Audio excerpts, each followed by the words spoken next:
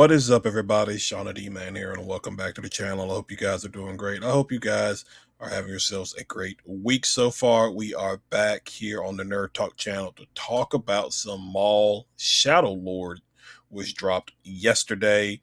Was two episodes, which I think throughout the rest of the season, ending on May 4th. It's two episodes a week, so it's going to be a very quick week in regards to this particular series. Now, this series has already been greenlit for a season two, um, which I guess should not be a surprise. Um, but yeah, I mean, this is not necessarily gonna be like a scene by scene review of both episode one and episode two. This is just gonna be my general thoughts about the episode, or the episodes, and just my overall general thought of the series up to this point. Now, like I said, it's been two episodes in, and I like one of the things that definitely definitely stands out to me about this series, and you kind of saw a little bit of it um when the trailer was announced and things like that, was the animation in this series looks really good, like the best that it has looked when it comes to a Star Wars animated project. Now, Maul Shadow Lord, I don't takes place not too long after the Clone Wars, Rise of the Empire, all that kind of Senate, all that stuff. Now, Maul at this time is laying low. There is, I'm curious. I'm sure we'll get some flashbacks or something like that of how he escaped Sidious, because we didn't really get that in other parts of the Clone Wars series, particularly in season seven. How now I think there were books and stuff like that that probably tied it all together. But obviously, one of the things was we saw Sidious capture Maul. But I think, like I mentioned, I think there's like books and stuff like that that came out since then, that kind of, or between then and then what we got in season seven of the Clone Wars and even Rebels, about how Maul escaped and things like that. So Maul has been relatively quiet during this time, using Mandalorians and some Zarboks as his enforcers. Now we get to see Rook again, which was, I'm pretty happy. I like her character. I thought she was pretty cool looking in the Siege of Mandalore arc for the Clone Wars. She is back again, and essentially this is Maul getting his revenge on the people betrayed him. Um, because obviously Crimson Dawn, the Pikes, Black Sun, they're all disbanded, doing their own thing. And also here, which I believe, let me see if I can find it. I think some people talked about it.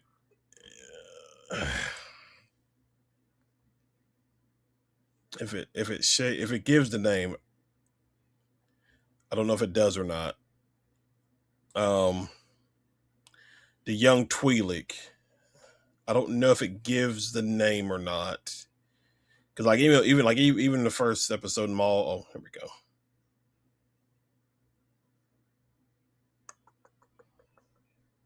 Oh,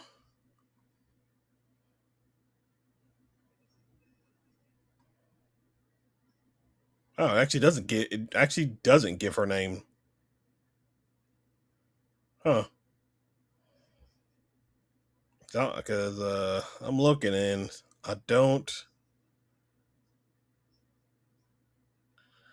see her name. Is it Devin? Maybe not. But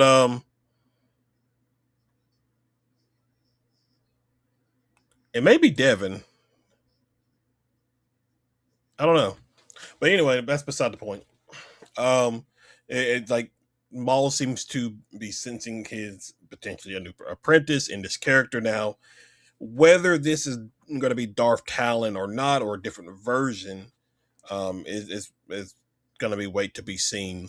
Um, but overall, I actually liked both episodes. They were both were very, action pack, heavy. Um, um, I thought the pacing was good. Action packed. The pacing was pretty good.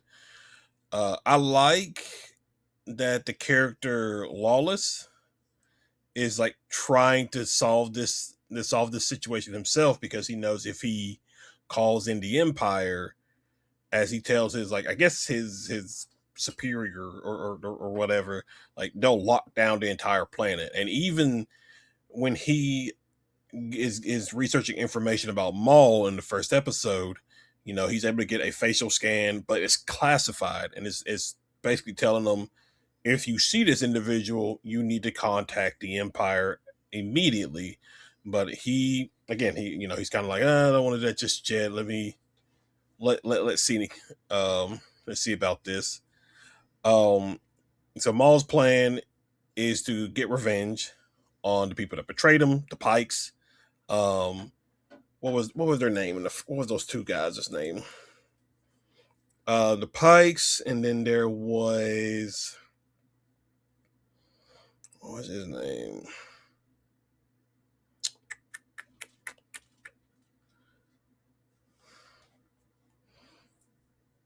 Mm, was it Vario's one, and then there was somebody else. There was a bigger guy. I can't remember his name, but um, so Scorn is I think Scorn is the older lizard looking Jedi that is with the young, I guess he's her master.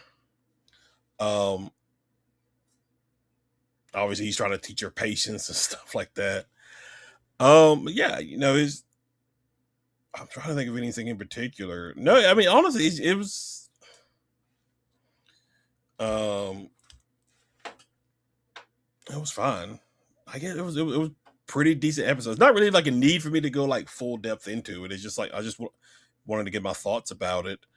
I mean, really, Sam Witwer does, a pretty good job as Maul, even though even though some of his takes are a little much, but separating the character from the voice actor and all that. Um,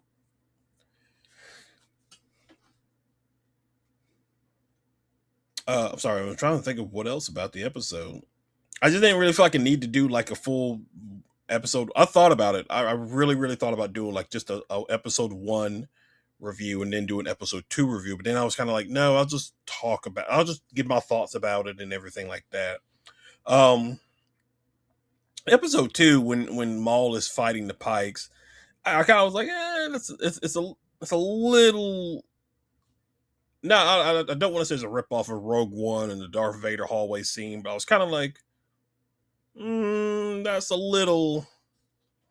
a little too on the nose. But overall, I'm glad it's like kind of, being, well. Then again, Star Wars, some of these animations have always been kind of like um brutal.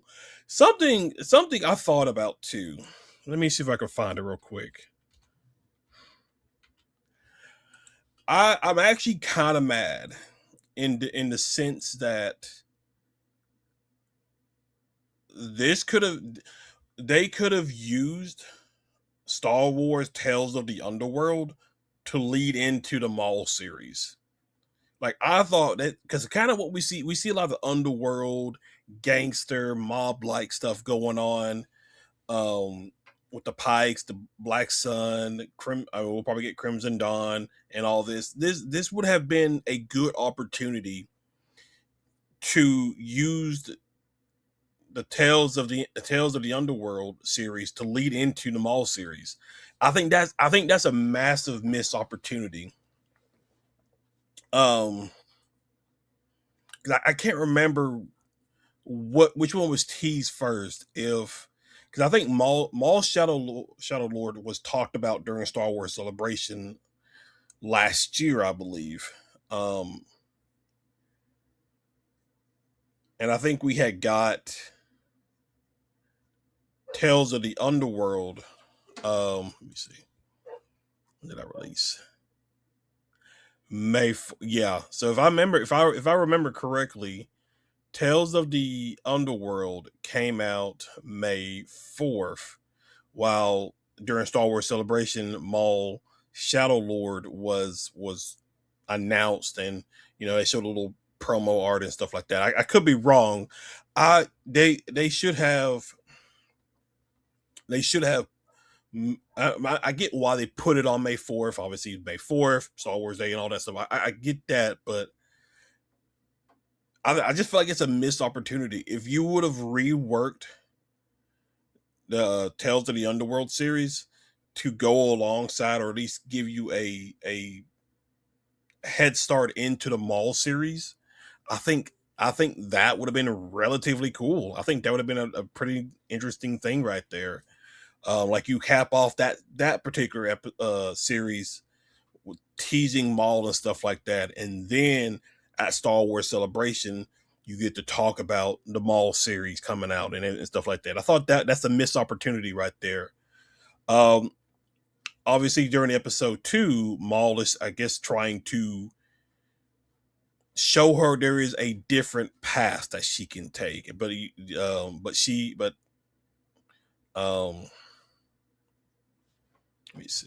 Let's see IMBD. Let me try to see if I can do it this way. Let me look at it this way. Oh, so it's Devin. Okay, that is her name, Devin. That is her name, Devin. So you can see Maul. Is she just like very powerful in the Force? Is that why Maul is sensing her, potentially? Um, but you can see throughout, particularly episode 2, how Maul is trying to show her how there is a different path for her to take. He talks about how you've been indoctrinated by the Jedi since you were young. Even though she talks about how she still holds on to those ideals, Maul rebuttals, and he's just kind of like, if only there were more Jedi like you, maybe the galaxy wouldn't be in this particular kind of situation that it is now, a galaxy full of lawlessness. Because he's like, what does it mean to be a Jedi, basically, in a lawless galaxy? And so, Devin is trying to, tell Maul, hey, let me out and everything. He said, and Maul's just like, you're free to go. And obviously, it's a test, because we do see her try to open the lock, but she can't.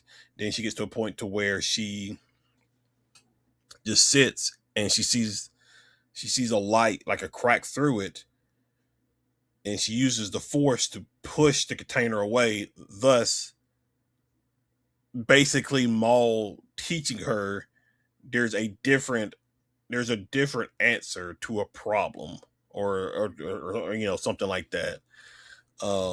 He's showing her there is a different path and way, essentially. So yeah, I think, like I said, obviously these first 2 episodes thought they were good. I think this series actually will be the animated series have not been a problem when it comes to Disney. Like, yeah, some people may complain about the Bad Batch. I actually like the Bad Batch. I thought they were really good characters. Obviously, some people complain about the Clone Wars and stuff like that. It is what it is. But I think this is probably a good sign, because it looks like a lot of people. Now, critics are critics. I usually don't take into account their opinions, but it seems like a lot of critics and even a lot of fans are really rating this high. Because I think Rotten Tomatoes even gave it a 100% score. So we'll see what the numbers look like, and if it gets into the Nielsen ratings and stuff like that, for sure. But yeah, overall, I thought it was a pretty good first 2 episodes. Looking forward to see what it's like with the next several of them. But yeah, guys, other than that, if you're new to the channel, be sure you hit the like and subscribe button, comment below. That is just my general thoughts on the first 2 episodes of Maul Shadow Lord. Other than that, you can check me out on the gaming channel, Twitch, Kick, Rumble, the Nerd Talk podcast on Spotify. But other than that, you guys have a great one, and I will see you in the next video. See ya.